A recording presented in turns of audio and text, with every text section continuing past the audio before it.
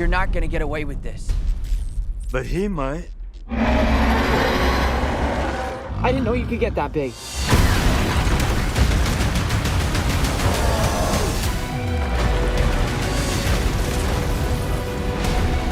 You're the only one who's immune to it. You're the only one who can sense it. Do something, better do it now! Never forget that. No matter how powerful you've become. I miss you, mate.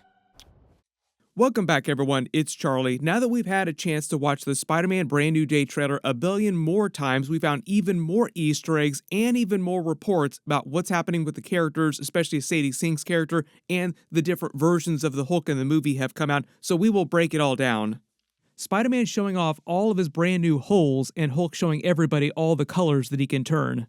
In a recent interview, right when they were dropping the trailer, all the cast of Spider-Man Brand New Day, Tom Holland, Jacob Batalon, Sadie Sink, and Zendaya, also teased that there might be a gray Hulk in the movie too, multiple colors of Hulk, with Tom Holland joking that it wasn't him trying to spoil the movie this time around. Fourth time's a charm, not going to spoil this movie.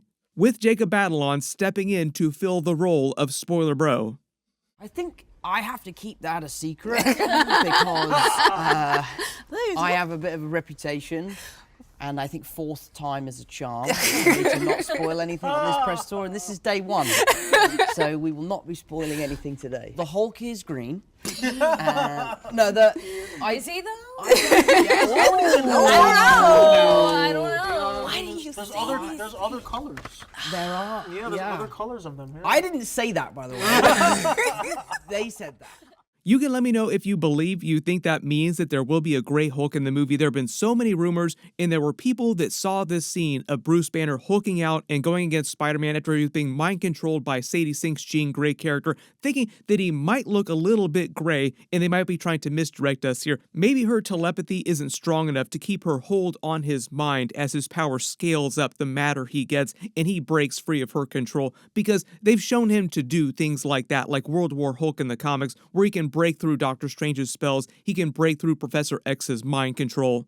One of the cool things about the Hulk is that he is Omega level, even though technically he's not a mutant, he's a mutate. So the Omega level label doesn't really apply to him in the same way. It's just the idea that his powers continually just scale up forever, the way that other Omega level mutants' powers scale up. There's no hard limit on them, like a lot of other lesser mutants. You found a way to suppress mutating DNA, right? If DNA is mutating, it would be enormously dangerous. But there are a lot of references to DNA mutating in this trailer. Spider-Man is worried about his DNA mutating into more spider-like forms. He's becoming more like a man spider over time, and he's worried about that, which is why he goes to the Hulk, because the Hulk has biological powers just like him. Their bodies were mutated later in life, which is why they're mutates, not mutants with the X gene, like what seems like Sadie Sink's Jean Grey character, who would be a traditional X-Men mutant character. The only real difference in the comics, in order to be a regular mutant, you have to be born with the X gene that then expresses, like you're born with your powers and it has to be the X gene.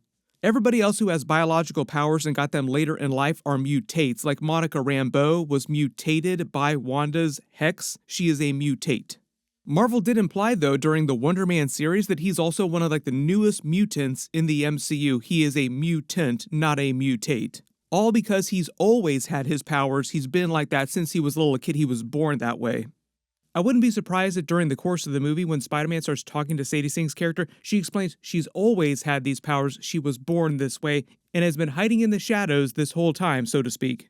Speaking of which, thank you to today's sponsor, Raid Shadow Legends. Raid Shadow Legends is a free-to-play collection RPG game built around collecting, upgrading, and assembling your team of characters to face PvE campaign bosses, dungeons, PvP challenges. I tend to be more of a PvE player than PvP, so I spend most of my time in their campaign mode, but they have something for all types of fans. Currently, they're giving away legendary heroes Cheshire Cat, Alice the Wanderer, Tahanarok, Rosalvarg, Grand Oak Padrig, and Turvold. Brand new players can claim one of the free legendary heroes using the promo codes I'll put up here on screen. Be sure to claim one of them for free. Existing players can use the promo codes EPYRE and PP500 to get these rewards. I'll put them up on screen here. When you register an account, you also get Narma the Returns, a legendary support champion from the Revenant faction. She excels in poison-focused PvE content, the clan boss, and dragon fights. Then when you reach level 10, you unlock Ruella, an epic spirit champion from the Sylvan Watchers, and she is amazing for clan boss fights.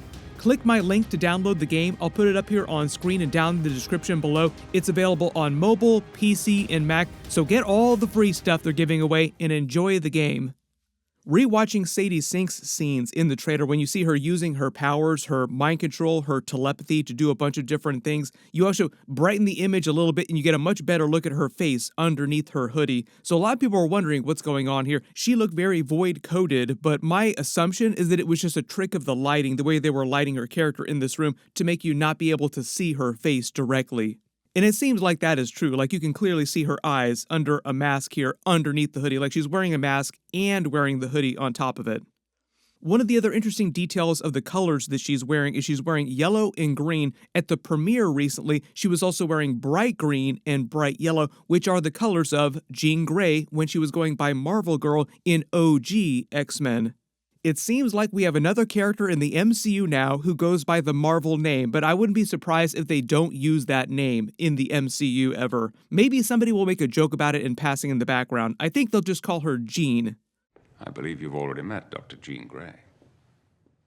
For the most part, that's what they've done in all the Bryan Singer-era X-Men movies, the first-class X-Men movies. Most of them all just call each other by their first names, with a few exceptions. Sometimes you hear their codenames, but for the most part, it's just their regular proper names that they were given when they were born.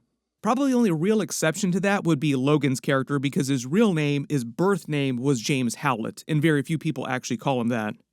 There have been a lot of reports about her connection to Punisher's character, and you notice in that scene where she seems like she's setting off that telepathic bomb controlling the entire city, but on the fringes here, you see Punisher is not controlled, even though he's not immune to the effects of her telepathy like Spider-Man is supposed to be. There are a couple ways to explain this. He could just be on the outer edges of where her ability stops, like how far it goes out across the city, so he's not controlled by her mind the same way. But also, she could be just exerting a minute control and messing with these people, but not him, because she likes him, he is helping her. The only reason I say that is because you see all these people being frozen all around Punisher, and you see him move forward into the blast radius.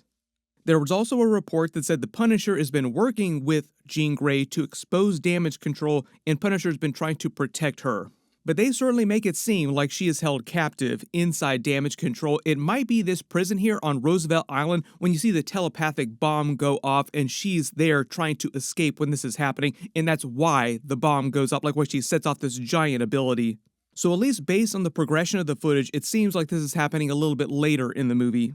Probably the next big question people have been asking, based on the way they cut the trailer, they edited it to make it look like she is the antagonist and she is trying to hurt Spider-Man. I think this is a complete misdirect. I think we're all on the same page here, that they're just trying to mislead us. She is not the actual villain of the movie. They just want you to be confused about who the actual villain of the movie is. There's a poster that they released here, which is a good example of this phenomenon, where you see Spider-Man flying at a whole bunch of different characters, and none of them are the actual main villain. Like, he is fighting Scorpion like he is an antagonist, and like he's fighting the Hand, they are antagonists too, but like they are not the main villains respectively. Sadie Sink is not the main villain of the movie. She's just at odds with Spider-Man briefly until they get on the same page probably.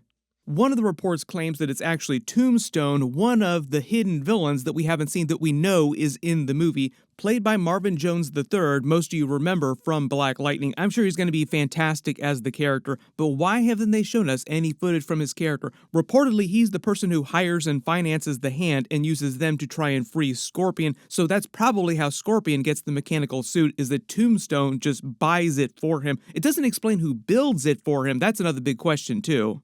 I know people are asking if he's going to wear the Scorpion mask from the comics too. If he's going to get the mechanical suit, is there a mask that goes with it? We will see.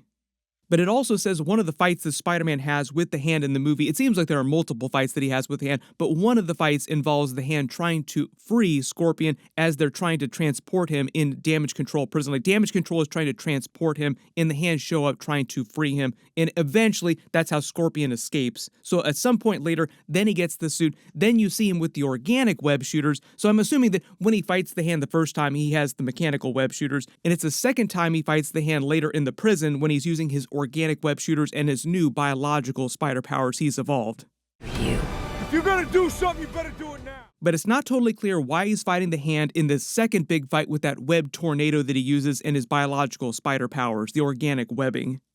One of the other cool Hulk Easter eggs that we found on his gamma inhibitor, Zoom and Enhance, it says ASM-14. That code is a reference to the first time Spider-Man encountered Hulk in the comics.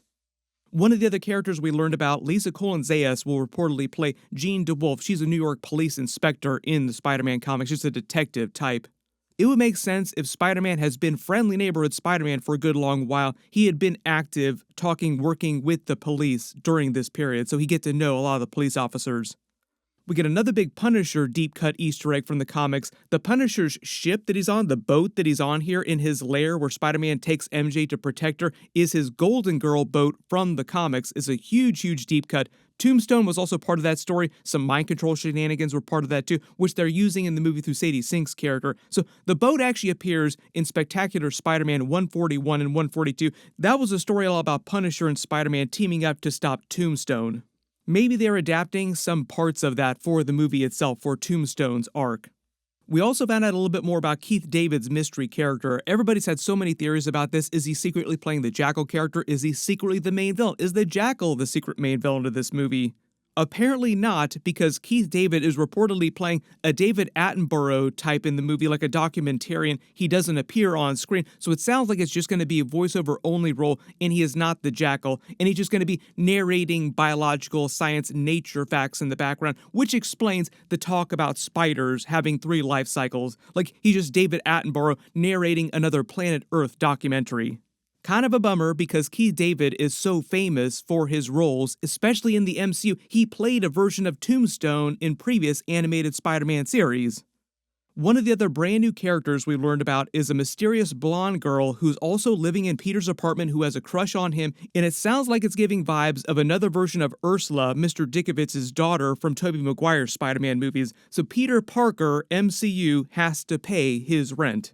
You could definitely draw a straight line to all the crappy apartments that Spider-Man lives to over the different movies. Tobey Maguire's apartment, now to Tom Holland's MCU Peter Parker apartment. You can let me know who you think has the crappier apartment. It would not be a classic friendly neighborhood Spider-Man ground level type of movie if he wasn't living in a crappy apartment. I know there's going to be 1,000 more questions about Sadie Sink's mystery character. One of the other funny things about the press tour is that Sadie Sink still wasn't allowed to say anything about who she was playing, only that she was a very big fan of the character and really excited, like she's been waiting to do this for a long time, like really excited. So they were really making it seem like she's playing a giant A-list Marvel character, throwing more fire on the Jean Grey theories. And I really like the character, and that's all I'll say. And we really like her. Yeah, we like her too. She's great. She's awesome. Who are you? Can't say. Dang it. I know there's going to be 1,000 more questions about what's happening in the actual movie. They'll start releasing more trailers soon with more footage. Hopefully we'll get some more clues and Easter eggs from that. Like find out what's actually going on. Who's the actual main villain? Is it Tombstone? Is it somebody else that we haven't seen before? Is there no main villain? That would be weird if there's no actual main villain. How long is Marvel and Sony going to wait before they actually let Sadie Sink confirm who she's playing in the movie? My assumption is that based on the way they're making it seem, they'll wait till you're in theaters before you actually find out. Somebody like wait till the very end of the movie before they call her by like Jean Grey or some other Jean Grey coded name. Please Marvel, don't surf Dracula, the new version of Jean Grey. Everybody post all your reactions in the comments below. If you think you spotted any other Easter eggs or references in the trailer footage that I didn't talk about in this video or my last video, just write them below in the comments and I'll add them to my future bonus videos. There are a couple big things happening in the next week. We're getting new House of the Dragon Season 3 episodes. My weekly videos for that will start on Sunday. We also have X-Men 97 Season 2 episodes starting at the end of the month. I'll be doing weekly episode videos for that too. So X-Men fans in general are eating good. Jean Grey fans eating good this year. We have some X-Men stuff during Spider-Man Brand New Day here with her character. We have X-Men 97 Season 2, and we have the classic X-Men coming back during Avengers Doomsday at the end of the year. So just a really big time for X-Men this year. I just did a much bigger breakdown of the trailer. Click here for that and all those Easter eggs, and click here for all my other Avengers Doomsday videos. Thank you so much for watching, and I'll see you guys in the next one.